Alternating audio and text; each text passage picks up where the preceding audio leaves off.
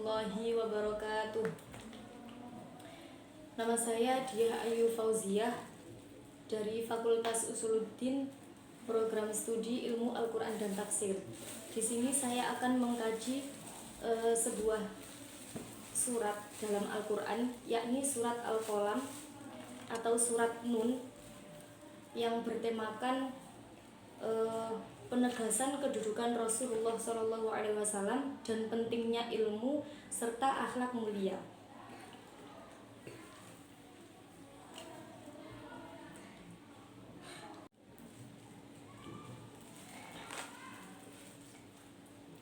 A'udzu billahi minasyaitonir rajim. Bismillahirrahmanirrahim. Nun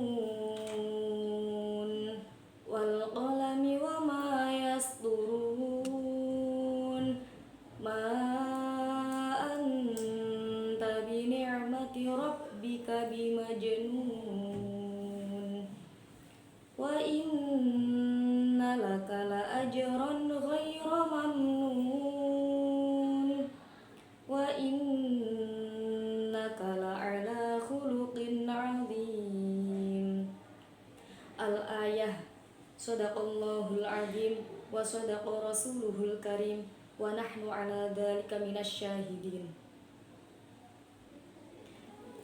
Sebelum kita masuk pada pembahasan, mari kita belajar untuk memaknai salah satu tafsir, yakni menggunakan tafsir Jalalain. Bismillahirrahmanirrahim. Suratun Nun. Makiyatun ithnatani wa khamsuna ayatan. Makiyatun kang bangsa makiyah, ithnatani wa khamsuna ayatan, 52 apane ayatan ayate. Jadi surat Nun atau surat Al-Qalam itu termasuk atau tergolong surat makiyah, yakni diturunkan di kota Mekah, yang terdapat 52 ayat. Bismillahirrahmanirrahim. Nun utawi lafat nun iku ahadu hurufil hijai, salah sijine huruf hijaiyah. Allahu kang utawi Allah iku a'lamu zat kang pirsa bimuradihi kelawan kersane Allah bihi kelawan lafat nun. Nah, jadi huruf nun itu salah satu dari huruf hijaiyah, juga termasuk huruf muqatta'ah. Apa itu huruf muqatta'ah?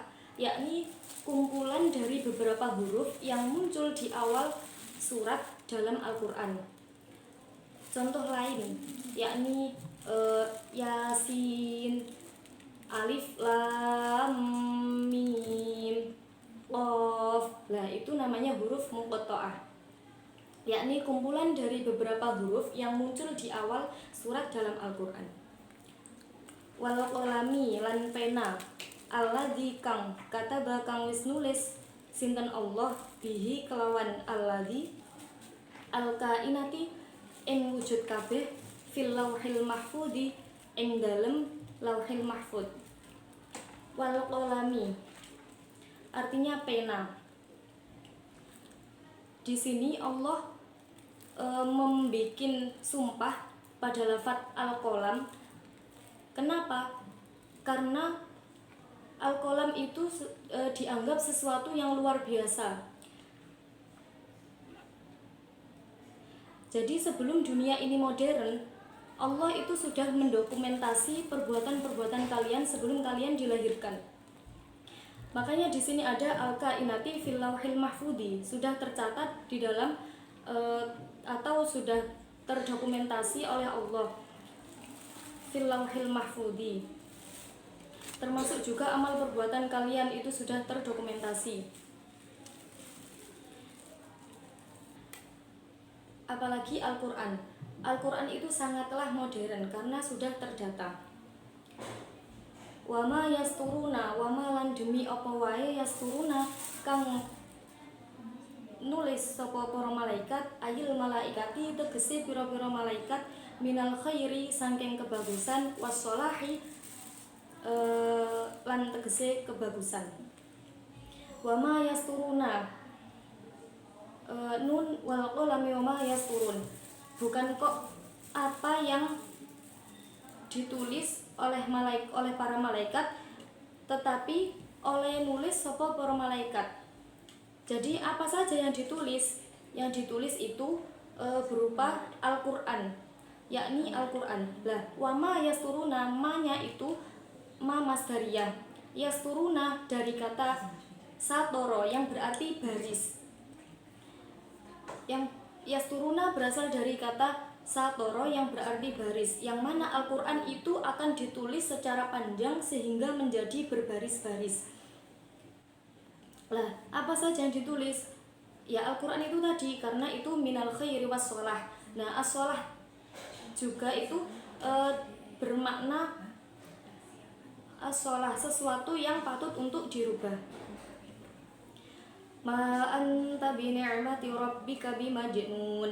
Ma ora ono sira, ma anta ora ono sira Kanjeng Nabi Muhammad, ya Muhammad, he Muhammad, bi ni'mati rabbika bimajnun, bi ni'mati kelawan nikmat rabbika pangeran sira, bimajnunin kelawan majnun, ai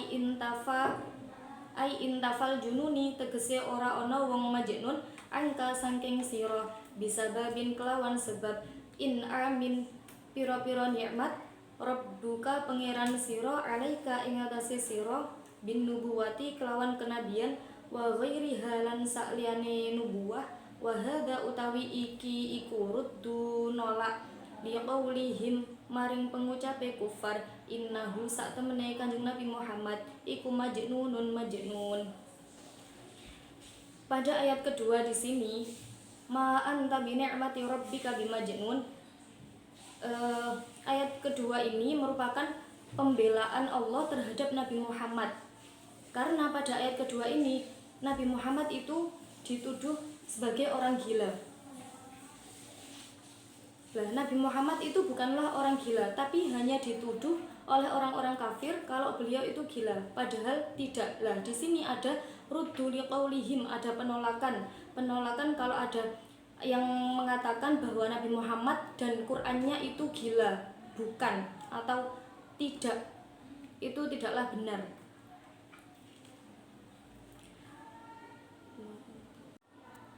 Jadi ayat kedua di sini itu menceritakan kalau awalnya itu Nabi Muhammad terkenal sebagai orang yang dipercaya, jadi sangat dipercaya oleh kaumnya, dan juga terkenal baik-baik saja serta disegani banyak orang.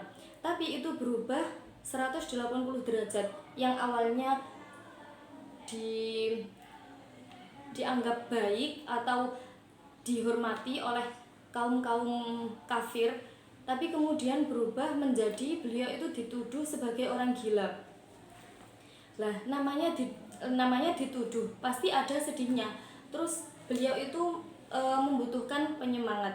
Kemudian turun ayat, dan yang dibuat sumpah itu lafadz al-qalam. Ma anta bi ni'mati rabbika bimajnun. Itu kamu bukanlah orang gila, kamu hanya dituduh gila karena kolam, karena pena tadi, karena hal-hal yang berhubungan atau berkaitan dengan pena tersebut, yaitu berupa wahyu, yakni Al-Qur'an, yang mana Al-Qur'an tersebut akan ditulis dan disampaikan kepada para umatnya sehingga menjadi pedoman hidup. Makanya setelah itu Nabi Muhammad dituduh gila oleh para kaum kafir. Nah, penyemangat beliau apa? Yaitu membaca surat Al-Qalam tadi, itu sebagai penyemangat. Selama kita benar, jangan takut salah, atau jangan takut dan jangan sedih. Wa innalaka la ajran ghairu mamnun. Wa innalaka lan sak temene kedue sira Muhammad la ajron ana ganjaran ghairu mamnunin kang ora terputus, ay maqtu'in kang ora terputus. Kalau Nabi Muhammad itu tidak gila, berarti Nabi Muhammad itu hak, artinya benar. Nabi Muhammad membawa Al-Quran itu sebagai orang yang benar, bukan orang gila, juga bukan orang yang bohong. Kalau Kanjeng Nabi itu benar dalam membawa Al-Quran, berarti Kanjeng Nabi itu pantas atau berhak mendapatkan pahala. Maka wa innalaka la ajran ghairu mamnun. Beliau berhak untuk mendapatkan pahala yang tidak pernah terputus. Nah, siapapun yang membawa kebenaran untuk disampaikan kepada orang lain, yang kemudian orang lain tersebut mengikuti kebaikan yang kita bawa, maka orang yang membawa kebaikan tadi berhak mendapatkan pahala, yang mana pahala tersebut tidak akan pernah terputus. Makanya di sini ghairu mamnunin itu ditafsiri maqtu'in, yakni tidak akan terputus pahalanya. Seperti dalam surat Al-Qadar, illalladzina amanu wa 'amilus sholihati falahum ajrun ghairu mamnun. Kemudian wa innaka la'ala khuluqin 'adzim. Wa innaka lan sak temene sira Muhammad la'ala khuluqin, yakti ing atase budi pekerti, dinin ayi tatanan agama, dinin tegese tatanan agama, azimin kang agung. Benar-benar berbudi pekerti. Nabi Muhammad itu benar-benar memiliki budi pekerti yang luhur. Nah, khuluq itu apa? Khuluq itu sesuatu atau tabiat yang ada di dalam hati. Makanya akhlak itu ada akhlak yang baik dan ada akhlak yang tidak baik. Tapi kalau akhlak yang tanpa sifat itu maknanya akhlak yang baik. Jadi kalau misalkan ada pelajaran akhlak, berarti pelajaran itu pelajaran akhlak yang baik. Pokoknya kalau ada akhlak tanpa embel-embel, berarti itu bermakna akhlak yang baik. Lah, akhlak sendiri itu apa? Yaitu sesuatu yang tertanam di dalam diri. Itu namanya akhlak. Kalau yang tampak itu namanya madhahirul akhlak. Contohnya apa madhahirul akhlak? Contohnya kalau ada santri bertemu dengan gurunya atau kiainya, terus anaknya itu menundukkan kepala. Lah itu contohnya madhahirul akhlak, karena itu bentuk tawaduknya. Tapi kalau tawaduknya itu masih dibuat-buat, itu belum dinamakan akhlak. Makanya akhlak itu perlu ditanamkan pada diri seseorang supaya menjadikan kebiasaan, yang mana kebiasaan tersebut nantinya akan menjadi akhlak atau disebut dengan akhlak kita. Nah, Kanjeng Nabi Muhammad itu la'ala khuluqin adzim. Budi pekertinya itu sangat luhur dan sangat baik untuk diteladani. Lah, Al-Qur'an itu kalau ingin menunjukkan hubungan yang erat sehingga hubungannya itu sulit untuk dilepaskan atau dilupakan, itu seringkali pakai lafadz ala, seperti wa innaka la'ala khuluqin adzim. Lah itu bisa ditakbirkan menjadi wa innaka dzu khuluqin adzim, yang memiliki akhlak yang baik atau yang agung, yang luhur. Tapi kalau ingin menyampaikan kekuatan hubungan itu pakai ala, contohnya ulaika ala hudam mir rabbihim. Berarti Kanjeng Nabi itu wa innaka la'ala khuluqin adzim. Pokoknya ayat ini itu menunjukkan pembelaan terhadap Rasulullah karena beliau telah dituduh. Lah, kenapa kok beliau itu dituduh? Karena beliau pada saat itu telah menerima wahyu atau mendapatkan wahyu dari Allah, yakni berupa Al-Quran, sehingga banyak yang mengatakan bahwa beliau itu gila, padahal tidak, itu tidaklah benar. Nah, pembelaan pertama itu ma anta bi ni'mati rabbika bimajnun wa innalaka la ajran ghairu mamnun wa innaka la ala khuluqin adzim.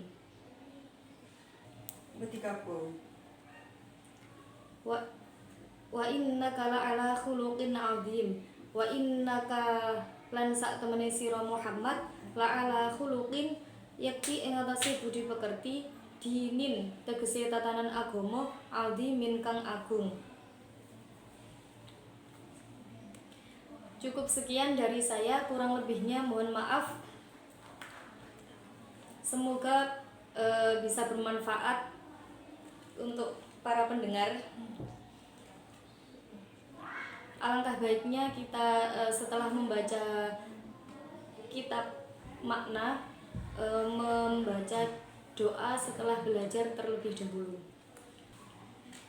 Bismillahirrahmanirrahim. Allahumma salli ala sayyidina Muhammad wa ala ali sayyidina Muhammad. Allahumma inni astaudiuka ma 'allamtanihi fardudhu ilayya 'inda hajati ilaihi wa la tunsinihi ya rabbal alamin. Allahumma inni astaudiuka ma 'allamtanihi fardudhu ilayya 'inda hajati ilaihi wa la tunsinihi ya rabbal alamin. Allahumma inni astaudiuka ma 'allamtanihi fardudhu ilayya 'inda hajati ilaihi wa la tunsinihi ya rabbal alamin.